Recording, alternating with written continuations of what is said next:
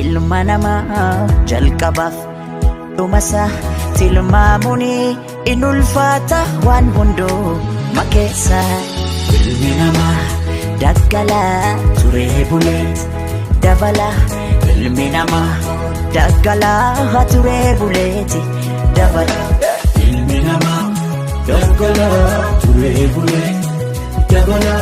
Ilmi namaa maaloo daggalaa turee buleeti dabala. Ilmi namaa daggalaa turee buleeti dabala. Ilmi namaa maaloo daggalaa turee buleeti dabala. Silaan akkuma keenyaatti dhala namaati isaanis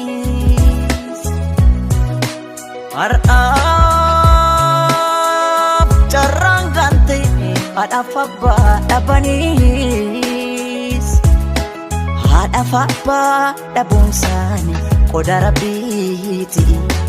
Daa'imman kana gargaaruun qoda lammiiti. Ilmi namaa Daggalaa turee buleet dabala. ilmi namaa Daggalaa turee buleeti dabala. ilmi namaa daggalaa turee buleet dabala. Ilmi namaa maaloo daggalaa turee buleeti dabala. Ilmi namaa daggalaa turee buleet dabala. Ilmi namaa maaloo daggalaa turee buleeti dabala. Daa'imman har'aa warra abdiin eegaree jiruu gadadootiin kophaa isaanii falmu. Haadhaaf abbaa dhabuun isaanii qoda Rabbiiti. Daa'imman kana gargaaruun qoda lammiiti. Irra ilma namaa jalqabaaf dhumasaa tilmaamuuni in ulfaata waan hunduu makeessa. Ilmi namaa Daggalaa turee buleet dabala. ilmi namaa Daggalaa turee buleeti dabala. ilmi namaa daggalaa turee buleet dabala. Ilmi namaa maaloo daggalaa turee buleeti dabala. Ilmi namaa daggalaa turee buleet dabala. Ilmi namaa maaloo daggalaa turee buleeti dabala. Boona ongee keessatti bakkeetti coologne beelaan wal gajaana.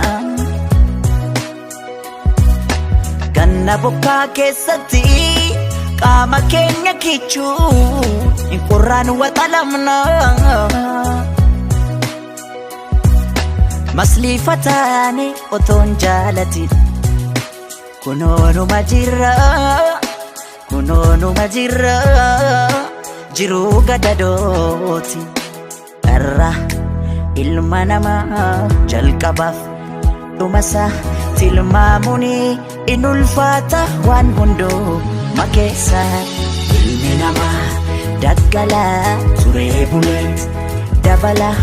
ilmi namaa Daggalaa turee buleeti dabala. ilmi namaa daggalaa turee buleet dabala. Ilmi namaa maaloo daggalaa turee buleeti dabala. Ilmi namaa daggalaa